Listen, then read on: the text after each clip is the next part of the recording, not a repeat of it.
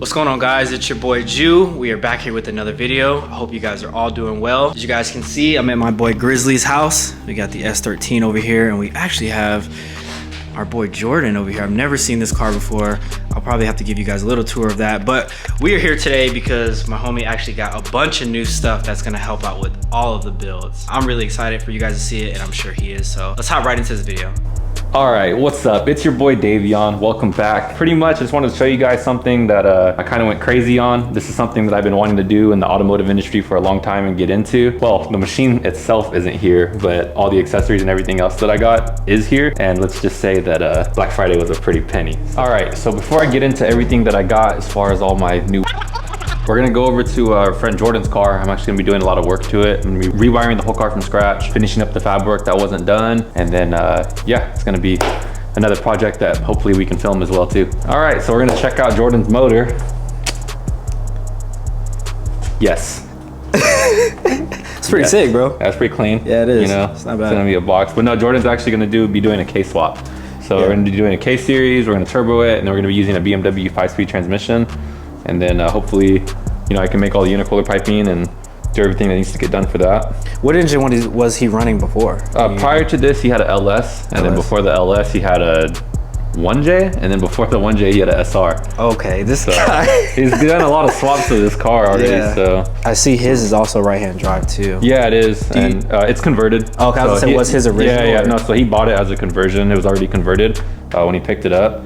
And then, like I said, for the swaps too, like you can tell he's done some interesting swaps because you'll see holes, and I think his transmission tunnel is all cut out right now, and this car's been through it. So. It looks sick though. Yeah, I was telling Davion that this is my first time ever seeing this thing, and like delivery on this thing is crazy. Apparently, he's had like how many sets of wheels for this thing? Oh, so he had like, I don't remember, he had like 20 wheels total. So it was at like 5 sets, and he did list the car for sale. He was gonna sell it. He was gonna get into like a drag project, and he actually bought a 70 Camaro. And then he decided that he wanted to keep the car. He got a good deal on a K series, and now he's stuck with no wheels and a lot of lost dreams. Oh my gosh. Now this thing is sick though. You guys can follow him on Instagram.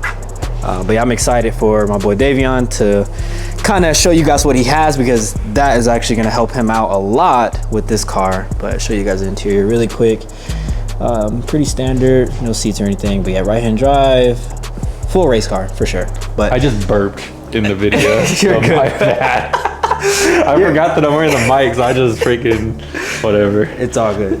All right, so enough of Jordan's car, back to my happiness and depression at the same time. I finished my welding table, so that's, you know, first thing first, and got a pretty decent deal on the steel, and then I also did like the headboard and the back for it too, so that'll hold like my magnets and whatever like fixtures I'm doing. So I bought some Miller TIG welding gloves, got some, what is this one? Aluminum filler rod, stainless steel filler rod, a little bit of titanium filler rod, and then over there I have a little bit of mild steel filler rod as well. And then, okay, I haven't said it yet, but I did buy a TIG welder. It's on back order, so it'll be here in like a week or two, but I just wanted to be prepped with everything. That way, as soon as it comes in, I can literally just plug it in and start practicing. So I got titanium specific cup. It's a pretty fat cup because titanium needs a lot of shielding gas, some for aluminum. And then I got all these practice samples. So I got like an aluminum cube kit, so I can make a cube, but that's also gonna be like a hand rest, you know, while I'm TIG welding like piping and stuff. And then, so I got 2 different cubes. Got thick aluminum to practice on, stainless steel to practice on, titanium to practice on, and then mild steel. And then also have some titanium pie cuts. And then the big one is, oh Lord. the big one, I got the Saab Sentinel A60. This is like almost like a $400 welding helmet. About to look like a character straight out of Halo ODST. You know what I'm saying? For all my Halo fans. So that's pretty sick. And then I got the torch holder, like the TIG torch holder from CK Worldwide. I can put a wedge under my table because it's a little unbalanced. And then we got big bottle, 100% argon, cart for the TIG welder. I already have tungsten. Don't make fun of me, but I actually already sharpened all of it, so it's ready to go. So literally, as soon as it comes in, like, start getting down. He's ready. I'm ready. To say the least. I'm ready. And also another big purchase, big old bandsaw, Harbor Freight special, but heard great things about it. Works good still, even though it's Harbor Freight, it was pretty expensive. and the polisher. So I can polish up exhaust, intercooler piping, pretty much whatever you want to hold and get down on. And then I'm gonna be buying a couple of more things too. I'm gonna get a drill press pretty soon. And then I'm also gonna buy one of those big propane torches so I can color titanium and stainless steel and all that. Yeah. And yeah, so to say the least, I'm stoked, but I'm broke. This will be dope though, because as you guys just saw, he has our friend Jordan's car, and it's gonna need a lot of fab work, just like all of our other cars. So this will be really cool for him, not only to make money from people, but just to actually like do everything in-house, you know? I feel like that's super sick, you know? Just having like, you know, having the homies being able to come over here and just be able to, we can fab something up real quick or figure it out. A lot of people, I'll put it this way. I dropped off my car at fabrication to get fab work done by somebody, and we clearly just didn't see eye to eye as far as like what I wanted. And, you know, he didn't do exactly what I wanted, so I had to rework my whole entire car. It kind of like mitigates that between like your friends, because obviously when, you know, when you're in a group of friends, you guys pretty much all like very similar things, you know, it's part of the reason why you guys are all friends. Yeah. And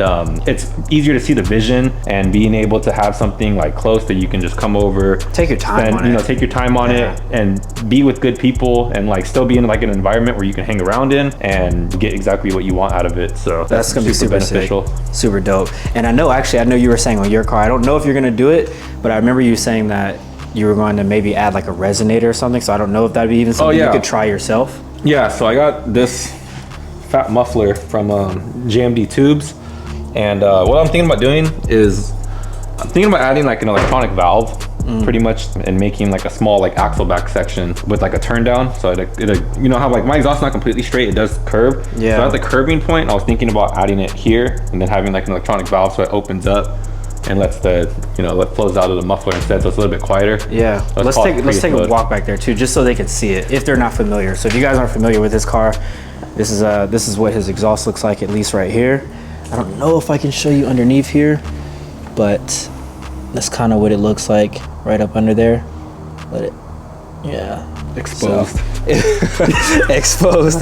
This will go somewhere, you know, orientate somewhere in there, just to make the car a little bit quieter for like my neighbors. And yeah, I do sometimes want to like take the car out like early in the morning and maybe like drive it to work or something. Yeah. And I leave for work at like 4 in the morning. So yeah, I ain't trying to wake up the whole block. yeah. Maybe just wake up like 2 or 3 people, but not like everybody. Exactly. You know what I'm saying? Also, real quick, I just wanted to touch bases as far as trigger kit issue that I was having.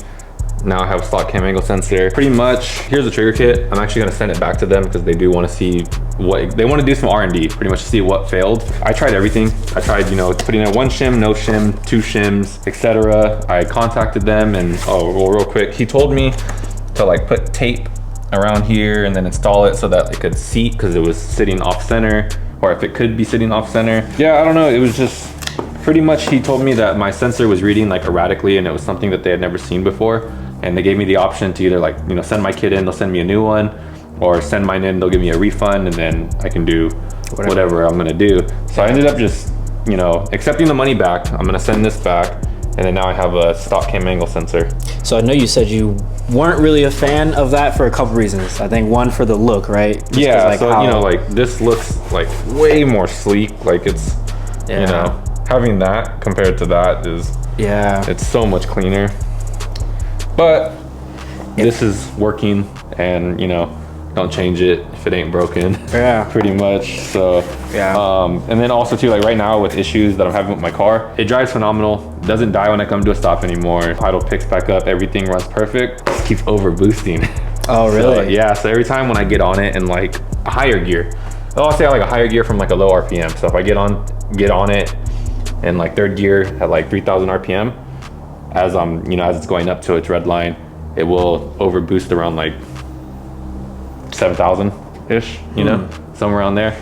And just from my research, a lot of people are saying it's just because like the Mosrix manifold, a lot of people say that they don't like, well, what causes over boosting issues is when the wastegate comes off at like a 90 degree. Yeah. Right? Because it's not enough air to regulate it. Yeah, it's like, because air would move better if it was at like a 45 versus like a 90. It's going to have a lot more time like pushing out of there. That, you know, might be something that I'll be changing in the future. I'll probably get like a, what are those, you know what it's called? Artec. Yeah, the Artec, the cast manifolds. Yeah. Those flow really good. The wastegate is at like almost like a perfect 45. So yeah, I'm probably going to end up trying that. It's just going to suck because Everything is fabbed up. Everything's fabbed up. But luckily for this guy, he has everything he needs. Yeah, so I'll be able to, you know, fix everything or whatever. But Yeah. that is definitely something that I'll be doing in the future. It's just right now, like my main focus has been tools.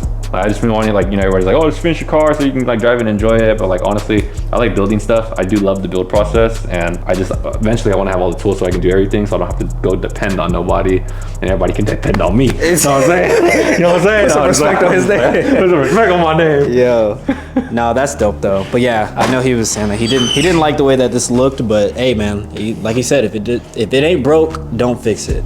So, and this is also his setup for those who don't know. So we have a 2.2 stroker SR20, well SR22 basically. But yeah, this thing.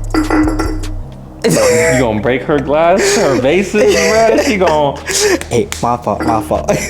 No, but this thing is down. I promise you guys, I promise you, we are gonna be getting some driving footage very soon. We do need to get this car registered, so we are trying to do things the right way. We definitely could go drive it somewhere, but I don't want him to get in any trouble just for a video. So once this thing gets registered and like everything is sorted as far as that, then we for sure will get, you know, just some driving clips, you know, turbo sounds, all that kind of stuff, some POV stuff, some stuff that you guys would really enjoy. I know you guys really want to see that. All right, and lastly, as we close, as you guys remember, I did move into a new house recently. That video will be linked up. As big as this garage is, and it's crazy, but it only had one outlet in the entire garage. So, also me being, you know, I want to say poor, because I'm not necessarily poor, but like, I got a poor mentality. What did he say? So if I'm gonna do something, or if I want to get something done, I'm gonna try to figure out how to do it myself. So I became an electrician for a day, right? I added some outlets here,